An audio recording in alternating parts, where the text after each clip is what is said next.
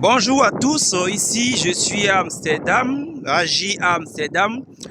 Bon voilà, l'aménagement d'un cours d'eau, j'ai pas encore les coûts, mais les coûts sont en deçà de ce qui se passe à Cotonou actuellement. Vous allez voir que toutes ces maisons que vous voyez sont des maisons qui sont à la berge et donc intégrer des communautés sur la berge pour mieux protéger la berge. Et c'est juste un petit ruisseau, hein, ce n'est pas encore Amstel. Amstel, c'est un grand fleuve, sinon un cours d'eau qui a donné le nom de Amsterdam. Ça, c'est juste un petit ruisseau de quartier, je suis juste en face là. J'habite au quatrième derrière ces petits bâtiments. Et ça a été fait pour maintenir le cours d'eau, pour que le cours d'eau joue son rôle, en intégrant la biodiversité. À Cotonou, on est sur 264 milliards. Vous n'allez pas voir des oiseaux. Ça, vous voyez les oies. Ça, vous voyez des oiseaux, là, perchés, pas craintifs, qui montrent qu'en réalité, il y a une parfaite harmonie entre la biodiversité et les humains. On a signé toutes les conventions de Man of Biodiversity, on a signé toutes les conventions de conservation de la biodiversité et on a des difficultés pour les appliquer au Bénin malgré qu'il y a de gros financements. 264 milliards, c'est ce que nous on a pensé pour le projet de Fifadji qui part de Ouida à deux horizons de Ouida, qui part d'abord de Ouida sud et sud-est et de Ouida un peu au niveau de Ahozon.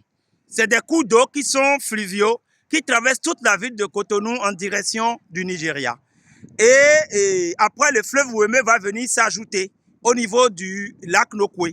Et ça va faire le lac Nokwe qui est un grand étang créé par le fleuve, dont les Français en 1895 par là, 94, ils ont fait un chenal pour pouvoir permettre au fleuve d'aller directement à la mer que d'inonder toute la ville de Cotonou qui faisait à peine 20 km². Aujourd'hui, on a une ville cosmopolite, une ville carrément pays qui est sur 79 km et qui abrite pratiquement toute la République. Et il reste les cours d'eau, la trame des cours d'eau qu'il faut valoriser.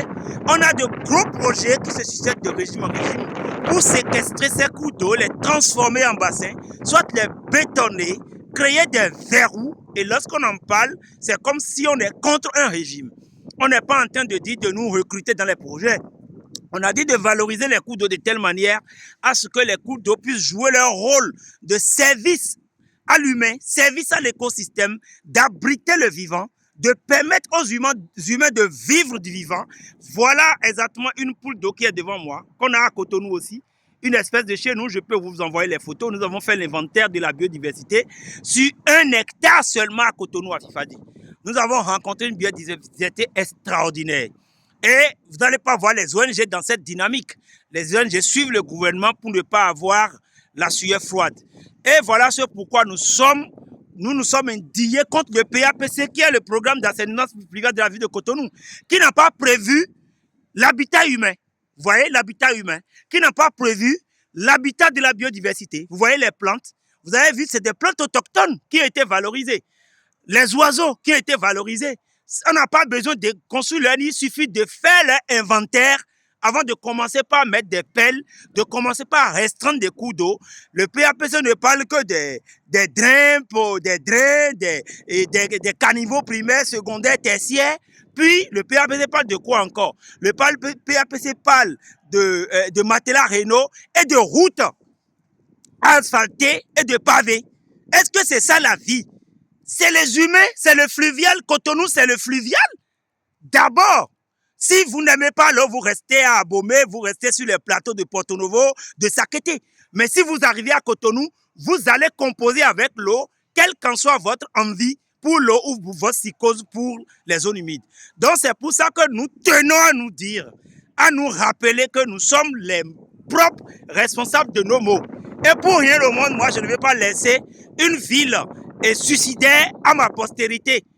Et je ne veux pas laisser un pays complètement dégradé, délétère pour la postérité, y compris mes ennemis et mes amis. Nous devons nous battre pour donner du sens humain, du sens productif, du sens écologique et du sens de l'employabilité à nos projets de développement. Merci.